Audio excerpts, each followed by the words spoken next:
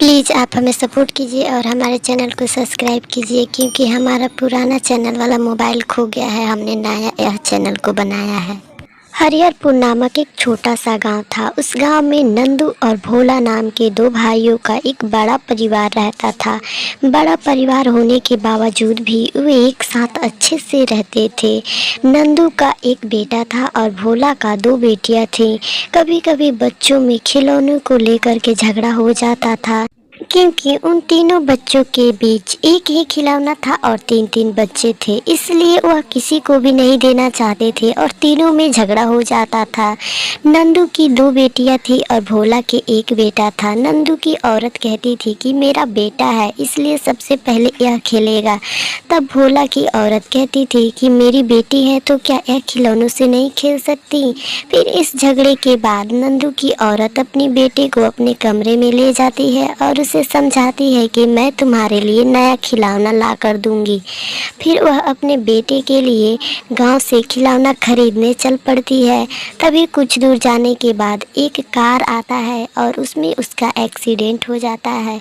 मरने के बाद भोला की औरत एक चुड़ैल बन जाती है और वह चुड़ैल बनने के बाद भी अपने बच्चे के लिए खिलौना ला कर देना चाहती थी और वह खिलौना लेने चली जाती है। और फिर रात का समय हो जाता है, सारे लोग सो जाते हैं।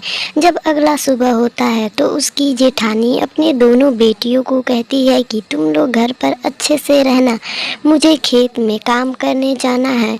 और तुम्हारी चाची भी पता नहीं कहाँ चली गई है। वह अपने बेटियों को अच्छे से समझाकर और खेत में काम करने के लिए चली जाती है।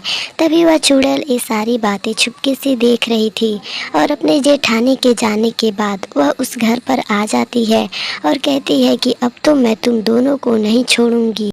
और जैसे ही वह चुड़ैल घर के अंदर जाती है तो देखती है उसकी जेठानी की छोटी बेटी सोई हुई है। फिर उसके बेटी को वह लाकर बांध देती है और घर के छत में लटका देती है और नीचे से आग लगा देती है। तब वह लड़की चिल्लाने लगती है कि प्लीज़ चुड़ैल चाची मुझे छोड़ दो, लेकिन वह चुड़ैल उसी में उसे जला देती है।